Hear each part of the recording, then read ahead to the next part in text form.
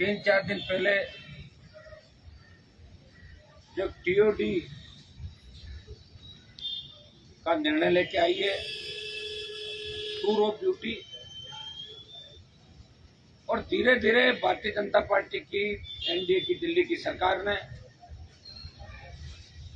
जितने भी हमारे सरकारी संस्थान थे उनको प्राइवेट सेक्टर के अंदर दे दिया। पहले काले कानून लाए किसानों के खिलाफ और हजारों किसानों की शहादत के बाद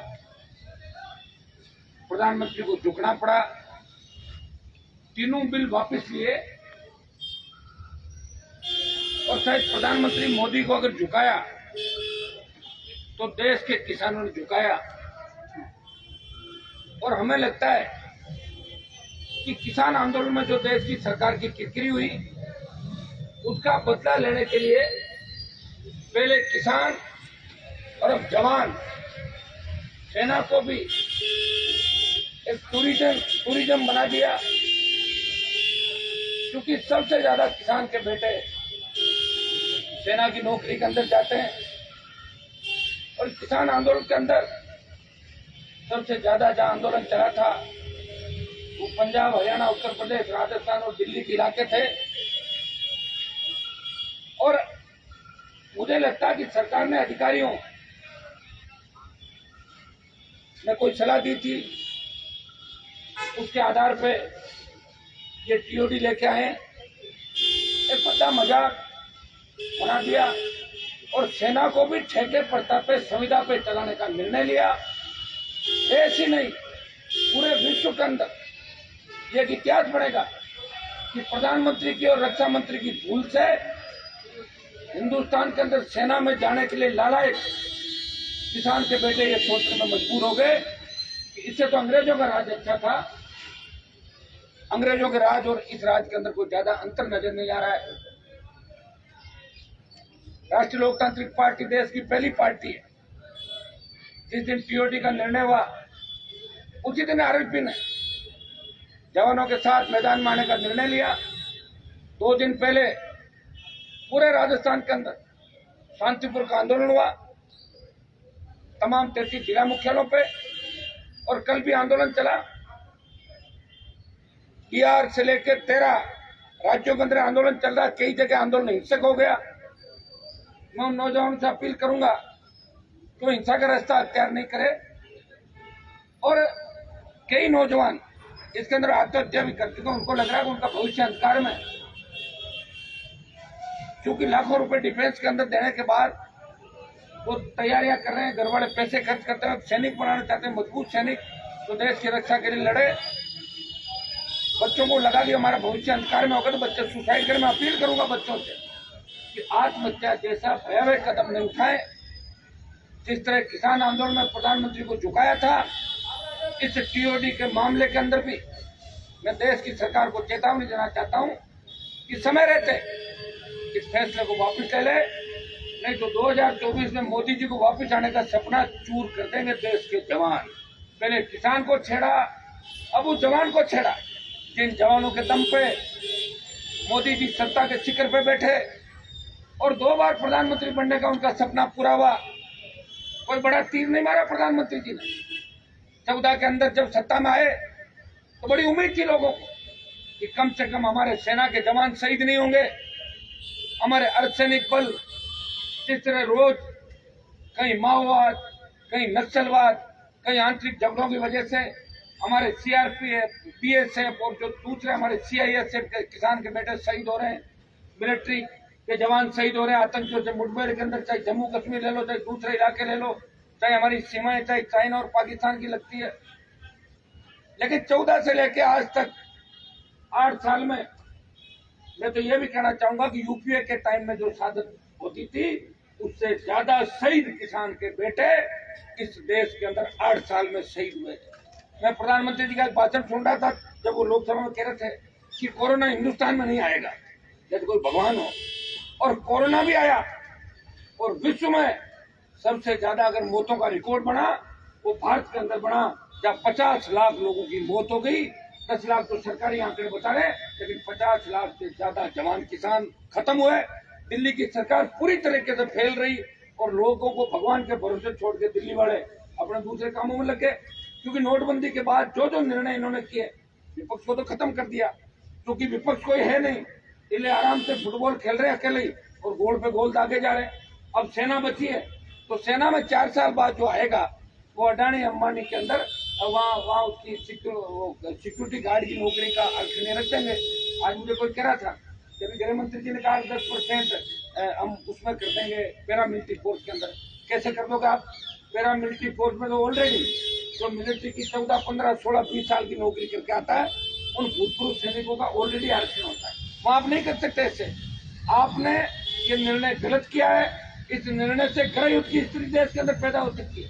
4 साल जो वहां जाएगा, इसके बारे में मैं आपको थोड़ा सा ब्रीफ कर दूं। कल मैं टीवी चैनल के ऊपर बैठा था, तो 2-3 सेना के अधिकारियों को लाए, तो मुझे लग रहा बीजेपी माइंडेड होंगे, वो अलग ही इसकी गाथा बता रहे थे। लेकिन इसके अंदर में इसलिए आपको जाना जरूरी है कि जवान से जुड़ा मुद्दा है और समय रहते इसको हमने नहीं संभाला तो देश बर्बाद हो जाएगा। और ये नेता जब देश सुलग उठेगा, अभी जो बिहार के अंदर आग लगी, मैं राजस्थान के मेरे भाइयों से अपील करना चाहता हूँ कि ऐसा हिंसक प्रदर्शन नहीं करें। बहुत मेरे पे दबाव है जवानों का, पूरे देश के जवानों का, हरियाणा, पंजाब, उत्तर प्रदेश, करमान की आप सड़क पर निकलो। लेकिन मैं ऐसा नेता नहीं हूँ पॉलिटिकल माइलेज के लिए कहीं आग लगाता घूमूं। आपने मेरे बड़े बड़े आंदोलन, बड़ी बड़ी रैलियां देखी जो राजस्थान के अंदर 5 से 7 लाख की थी, लेकिन कानून व्यवस्था को खत्म नहीं होने दिया। कानून का राज हमेशा रहा, कानून का सम्मान राजस्थान के नौजवानों ने किया। मैं फिर नौजवानों से अपील करूंगा, हिंसा का रास्ता अख्तियार नहीं करें, हमें लोकतांत्रिक तरीके से आगे बढ़ना है और दिल्ली की सरकार को झुकाना है। 4 साल के अंदर क्या होगा कि 4 साल में हर साल 50,000 के करीब सैनिक भर्ती होते हैं मिलिट्री के अंदर, मेरा मिलिट्री फोर्स को छोड़ के मिलिट्री के अंदर। ये क्या करेंगे 4 साल में अगर आप ले लोगे, और ये हमारी ललकार का ही परिणाम था कि 21 साल की आयु को 23 साल कर दिया एक ही झटके, और आज फिर बैठक बुलाई। मुझे लग रहा है कोई न कोई और निर्णय करेंगे और फिर धीरे धीरे जाते हुए कई लोगों की बलि लेने के बाद ये फिर बेवकूफ आ जाएगी। भारतीय जनता पार्टी की पुरानी आदत है, पहले बुराते हैं और फिर मैदान से भाग जाते हैं। ये आदत रही दिल्ली की। 4 साल के अंदर जिन लोगों को आप मिलिट्री के अंदर भर्ती करोगे, वो 4 साल के अंदर जो जाएगा वो न तो कोई उसकी देश के प्रति कोई भावना होगी, वो ये चाहेगा कि मुझे तो 4 साल निकालने, वो अपने अधिकारियों का कहना नहीं मानेगा। अनुशासनहीनता होगी फौज के अंदर, और 25% जो परमानेंट होंगे वो अपने सूबेदार, कप्तान से, मेजर से लेकर उनकी चमचागिरी में व्यस्त होंगे। मुझे तो परमानेंट होना है, तो वो अपना काम निकलेगा। और 75% जो वापिस आएगा, न तो उसकी कोई पेंशन है न उसका कोई ठिकाना है। तो देश तो नक्सलवाद से सुलग रहा है। जो 75% बाहर आएगा वो 6 महीने की ट्रेनिंग करके हथियार चलाना उसको भी सिखाएंगे। जो बाहर आएगा वो नक्सलवादी हो जाएगा, नक्सल वाले उसको भर्ती कर लेंगे, गैंगवार की घटनाएं बढ़ेगी और देश सुलग उठेगा। और दूसरा, इसके पीछे एक हमें ये भी आ रही है कि जितनी भी रेजिमेंट है, मुझे लग रहा है कि रक्षा मंत्री और प्रधानमंत्री जी को रेजिमेंटों से प्रेम नहीं।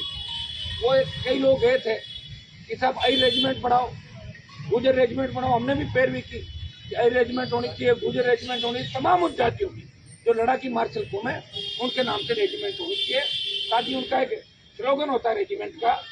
रेजिमेंट के अंदर ये तो उन्होंने कहा, जब वो गए तो उन्होंने कहा साहब रेजिमेंट की तो बात ही मत करो, मैं तो जो है वही खत्म कर रहा हूँ।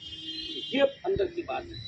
जब मैं सेना भर्ती को लेकर मैंने कई बार मामला उठाया और हम रक्षा मंत्री से मिले थे 7 राज्यों के डेलीगेशन के साथ। रक्षा मंत्री जी ने हमें आश्वस्त किया, 50 से ज्यादा लोग थे, कि हम जल्दी ही सेना भर्ती रैलियों का आयोजन करेंगे और 2 साल की छूट भी देंगे। और जब ये अग्निपथ और अग्निवीरों की बात आई, सीओडी आई, तो उनसे लग गया कि सरकार कितनी दोगली है, अपने कथनी और करनी के अंदर कितना अंतर है सरकार के।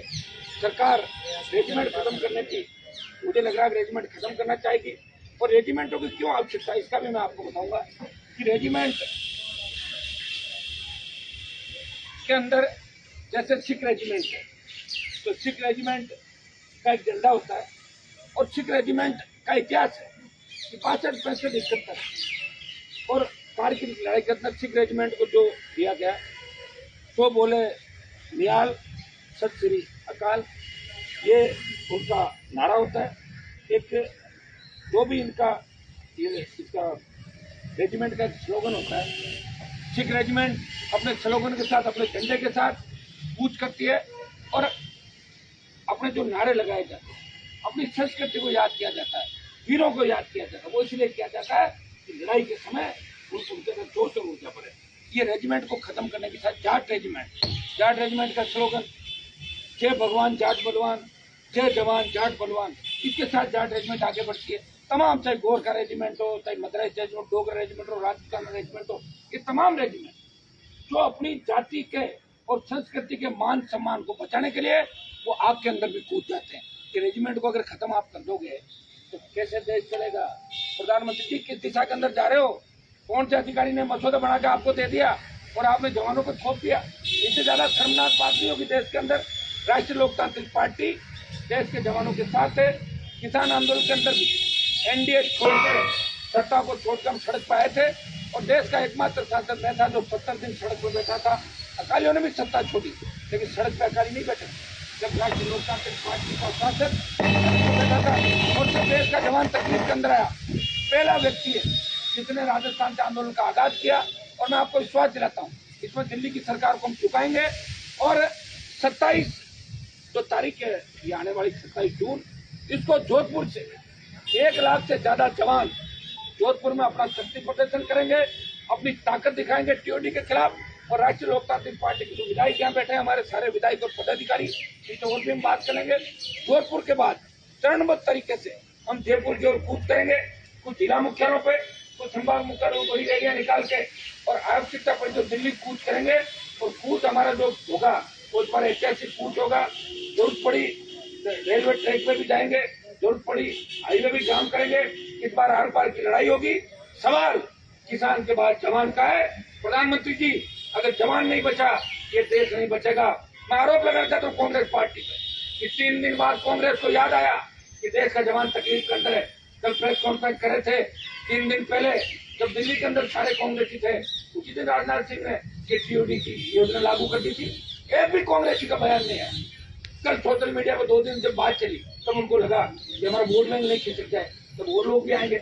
हम सब जो लोग इस टीओडी के खिलाफ है, जो भी आंदोलन करेंगे सारे लोग, हमारा मकसद सबका एक रहना चाहिए कि इसमें पॉलिटिकल माइलेज के बिना हमें जवानों का साथ देना है और सेना का सम्मान, सेना के सम्मान में राजनीतिक मैदान के अंदर, जवान के सम्मान में राजनीतिक मैदान के अंदर हम सेना का सम्मान चाहते हैं। सैनिक जब होता है, मैं जब एक कारगिल का युद्ध हुआ, अमेरिका के एक अखबार की कटिंग में पढ़ा, तो उसमें लिखा था कि विश्व के अंदर एक भारत की फौज जैसी फौज है जो 50 किलो गोला बारूद और हथियार के साथ 20,000 फीट ऊंची पहाड़ी पर लड़ाई लड़ी भारत के बिना संसाधनों के।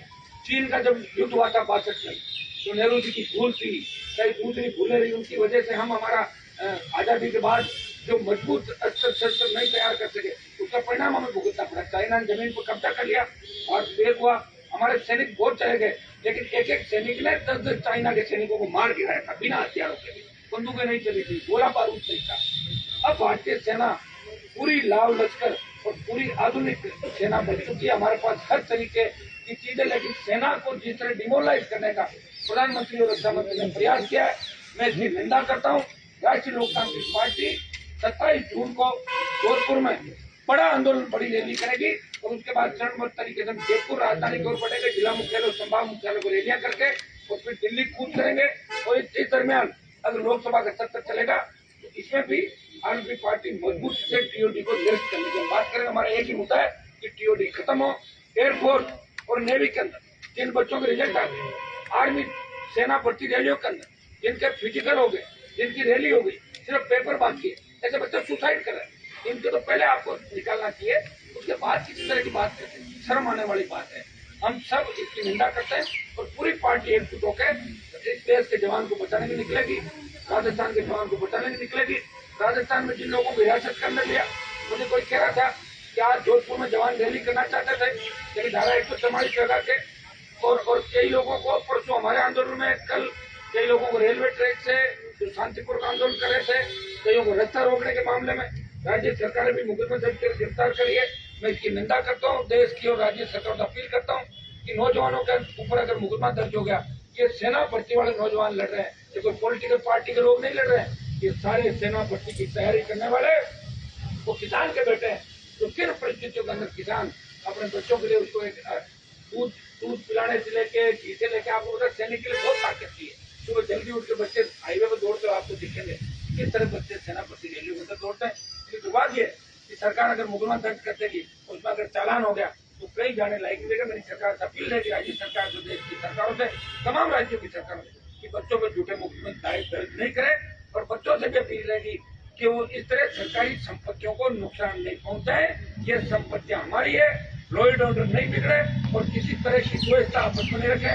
मैं विश्वास दिलाता हूँ मेरे छोटे भाइयों को कि पहले भी सेना भर्ती को लेकर 1 दर्जन बार लोकसभा मामला उठाया, सेना भर्ती रैलियों को लेकर राजनाथ सिंह से मिला, डेलीगेशन को लेकर 7 राज्यों का, और जब जरूरत पड़ी तो आपका भाई आपके साथ सड़क पाया और 27 तारीख को जोधपुर से हम दिल्ली को दिखा देंगे कि देश का जवान कितना ताकतवर है। और हम 27 को जोधपुर के अंदर रैली से हम इस विरोध प्रदर्शन की शुरुआत करेंगे। 27 से पहले हम आज से ही निर्णय कर लेंगे कि किस तरह जन जागरूकता अभियान चला के उस रैली को ज्यादा से ज्यादा संख्या में नौजवानों को इकट्ठा। हम ये चाहते हैं कि रैली जवानों की रैली, ये सिर्फ जवानों की रैली है।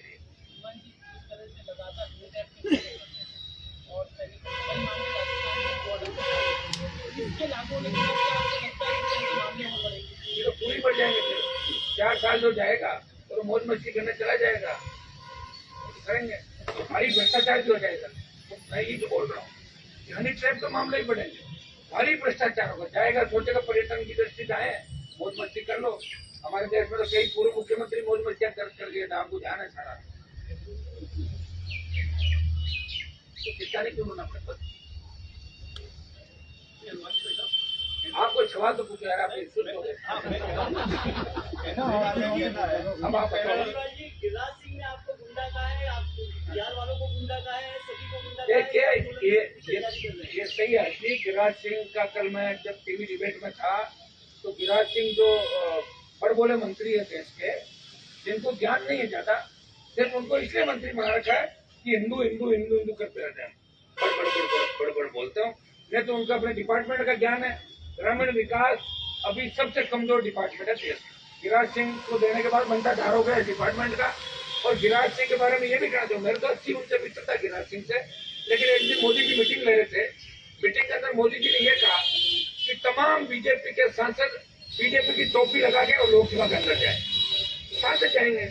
मिनिस्टर नहीं जा सकता क्योंकि मिनिस्टर संविधान से बंधा होता है, वो किसी पार्टी का नहीं होता, तो मंत्री होता है, संवैधानिक पद होता है। तो गिरिराज सिंह टोपी लगा के आ गया अंदर, हम लोगों ने विरोध किया, टोपी उतार के बोले चोरी। तो उसको यही पता नहीं लोकसभा में टोपी लगा के जाना चाहिए कि नहीं जाना। मोदी जी कहते कुएं में कूद जाए, उनको पता ही नहीं मंत्री रहते कुएं में नहीं कूदा जाता। और उनकी मानसिक स्थिति ठीक नहीं गिरिराज सिंह की, कल मैंने देखा था उन्होंने आंदोलन कर रहे नौजवानों को देश में गुंडा कहा था। और इन्हीं भारतीय जनता पार्टी के नेताओं देश में किसानों को भी आतंकवादी गुंडा कहा और छू के चाहता था बीजेपी ने, तो आपके सबके सामने। तो ये तो कहेंगे, उकसाएंगे और फिर बिकी बिल्ली बन के भाग जाएंगे ये लोग। जिस तरीके से किसान आंदोलन बहुत लंबा चला था, अगर जरूरत पड़ेगी तो ये लंबा जितना चलेगा इसमें जान भी देनी पड़ेगी तो दे देंगे। बता दिया ना आपको, झुकाएंगे सरकार को, टीओडी निरस्त कराएंगे, सेना का सम्मान लौटाएंगे, बाकी कोई उसी में समझौता होगा, किसी बात में कोई समझौता नहीं। कारण क्या लग रहा है आपकी बातें कह रहे हैं, मंशा मैंने आपको अंदर की बता दिया, एक तो रेजिमेंट खत्म कर दो सारी सारी। मोदी जी तो अपने अलावा किसी की तारीफ सुनना ही नहीं चाहते, वो तो कह रहे देश में मेरी तारीफ करो सारे लोग। कौन सी रेजिमेंट, कौन से लोक देवता, क्या है वीर, मैं ही वीर हूँ। उनका कहना मैं ही वीर हूँ, मेरे बाद सृष्टि खत्म। आप ही बताओ 70 साल की बात करें तो 70 साल से ऊपर खुद हो गए ना, प्रधानमंत्री इस्तीफा क्यों नहीं दे रहे? कह रहे 70 साल के बाद हम टिकट नहीं देंगे। अरे तुम कितने लोग हो जो 70 साल से ऊपर यहाँ बैठे होगी, तो अपना वो तो लो निर्णय, तुम इस्तीफा दोगे नहीं दोगे? आप बताओ एमपी को, जो बीजेपी के लोकसभा के सांसद है, मैं उनकी स्थिति देख मैं शेयर करता हूँ। कई किसान के बेटे वो अगर साहब हमारी बात नहीं बोल पाते, हमें तो इस तरह डांटते हैं कि तुम अगर कोई ट्रांसफर का और पेपर लेकर और दिल्ली में दिखे ना, ठीक है टिकट काट दूंगा तुम्हारी, चुपचाप आओ, खाना खाओ, बैठे और वापस चले जाओ अपना तैयार। इस जैसे टीचर डांटता है ना बच्चों, दूसरे छात्रों को डांट पिलाई देते बीजेपी के अंदर ये अनूठा है। और बाकी लोग चाहे जो करो, ये आपने देख लिया भाई साहब। हनुमान जी देखो पूरे देश में इस रैली का ये आपकी आप जो कह रहे हो सकता है इस बात सही हो, लेकिन पूरे देश में जो आंदोलन हो रहा है आम लोग खुद से परेशान हो रहे हैं। सड़क आप रैली रोकोगे, आपने बोला ट्रेन रुकेंगे, आज मैं बात करूँगी एक मिनट आप लोगों को भी परेशान करते हो, बीजेपी के मंत्रियों को उनको बोलो। आम लोग तो वैसे ही परेशान है। सुनो मेरी बात, आम लोग तो टोल दे रहे हो ना, आप टोल दे रहे हो, आप बड़ी बिजली की आपके बिल आ जाते हैं और फिर भटकता आम आदमी केंद्र बिल ज्यादा आ गया। फैक्ट्रियों वाले उद्योग वाले चोरी कर रहे हैं, मिली भगत करके उनको कोई नहीं छेड़ता। आम व्यक्ति को तो आम आदमी तो इस देश में वैसे ही परेशान है। न आपको पीने का पानी मिल रहा है, न आप कानून का राज है। बहन बेटे हमारी सड़कों में निकल नहीं सकती। महारानी कॉलेज के सामने देख लो आप, जहाँ जयपुर में अपने बैठे हैं, हमारे बच्चे वैसे ही सुरक्षित नहीं है। आम आदमी परेशान है, पेट्रोल डीजल 100 पार चला गया। आम आदमी की परेशानियों के लिए तो लड़ाई लड़ रहे हैं। कौन लड़ेगा आपकी लड़ाई, बताओ मुझे। ये तो अचानक से जवान का मामला आ गया, इसे हम जवान को लड़ाई लड़ते हैं, नहीं तो किसान जवान सारी लड़ाई लड़ते हैं। क्योंकि अभी मामला जवान से जुड़ा है, सेना से जुड़ा है, इसलिए हमने इस आंदोलन को जवानों तक ही रखा। देश का जवान लड़ेगा। कांग्रेस को पहले दिन से पता था वो आंदोलन वो इसलिए करेगा, आरएमसी करेगा। और कांग्रेस राहुल गांधी ईडी में बयान होते इस पर आंदोलन करनी, जनता का कोई आंदोलन नहीं है। वो अब इसलिए करें, मिलाजुली का खेल है ना। तीसरी नई ताकत तो कोई देखना ही नहीं चाहता। मोदी जी और कांग्रेस की एक ही प्लानिंग है कि तीसरा तो नया खड़ा ही नहीं हो कोई, हम ही करते रहे आपस में, बयान देते रहे, ईडी को भेजते हैं, बुला लें, गिरफ्तार करेंगे जब मानेंगे। खाली उसे भेजने से क्या होता है, टाइम खराब करना होता है। या 22 साल आपने देखा वसुंधरा गहलोत कैसे मिले होते, किस तरह राज्यसभा में क्रॉस वोट हुआ, क्रॉस वोट करके अगले का हाँ करके जा रहे हो, जाओ दमो तो कर लो। इसका कारण क्या है, मिलाजुली का खेल। वसुंधरा जी जब सरकार का फ्लोर टेस्ट हो रहा था तो इनके 4-5 लोग एबसेंट हो गए।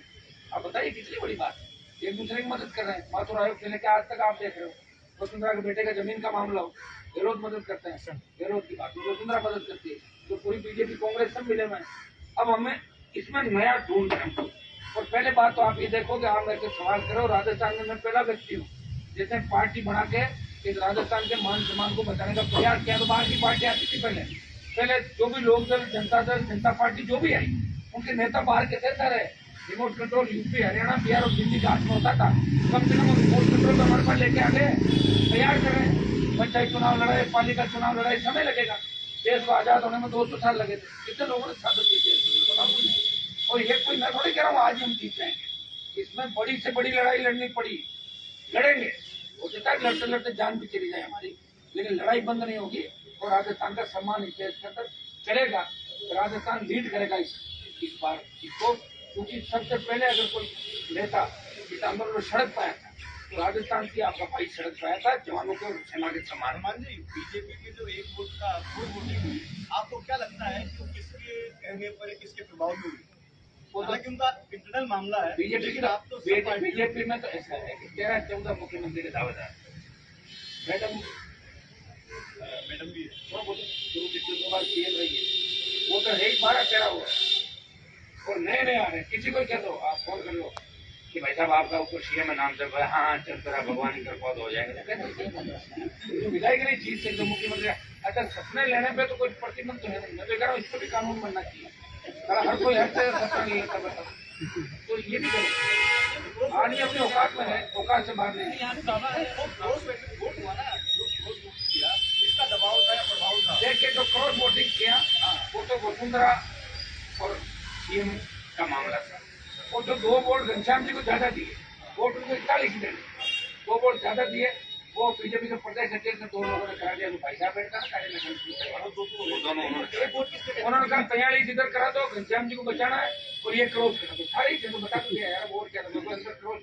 मेरे 3 वोट थे, मैंने पहले ही कह दिया था, कोई आरोप प्रत्यारोप लगाए उससे कोई फर्क नहीं पड़ता। ये तो लोग कल को आपके सब पे आरोप लगाते हैं, आरोप मतलब डरने वाले नहीं, आरोप का भी मत आता। मेरे पे भी आरोप लगे थे और मैंने दिल्ली हाईकोर्ट का दरवाजा खटखटाया।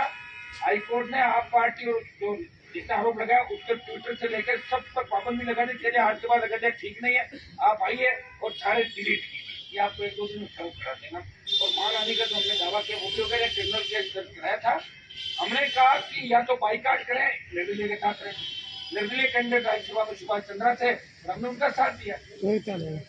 हम हमारे कमिटमेंट पक्के थे, तीनों वोट हमारे ये बैठे और इनको तोड़ने का भी प्रयास किया गया था, लेकिन ये वही खड़े रहे। 2024 में अगर जरूरत पड़ी तो 2024 में अगर जरूरत पड़ी तो आप कांग्रेस या बीजेपी में से किसी को कोई जरूरत पड़ेगी नहीं, पहले 23 की जरूरत पड़ेगी। 24 की बात करो सर, केंद्र की। तो पहले ऐसे कैसे करोगे बात? आज तो आज की तारीख की बात करो, कल पता नहीं क्या होगा। 2023 में पहले राजस्थान में व्यवस्था परिवर्तन की लड़ाई राष्ट्रीय लोकतांत्रिक पार्टी अपने दम पे लड़ेगी।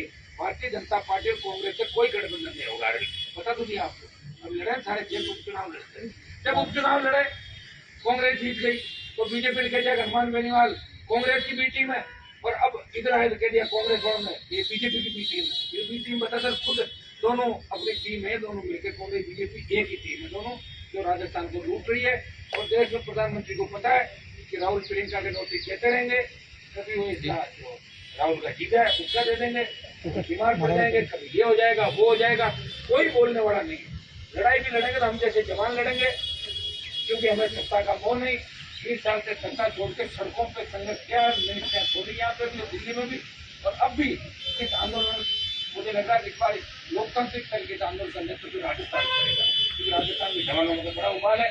राजस्थान, हरियाणा, पंजाब, उत्तर प्रदेश, दिल्ली, यहाँ के जवान सबसे ज्यादा सेना के अंदर चाहते हैं, और ये जवान लड़के मोदी जी को झुकाएंगे इस बार।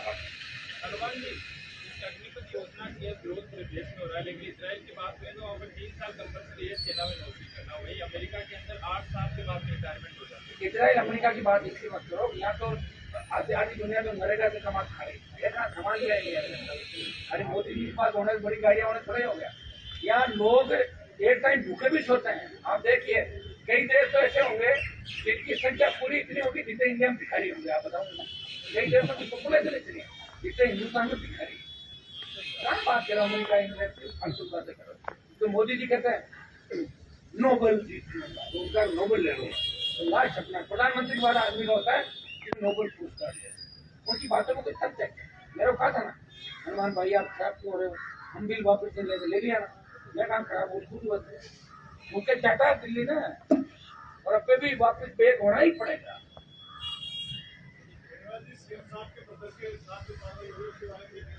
देखिए ईडी सीबीआई का दुरुपयोग चाहे कांग्रेस की सरकार रही चाहे बीजेपी की, तो समय समय पर करते हैं, इनका हथियार है।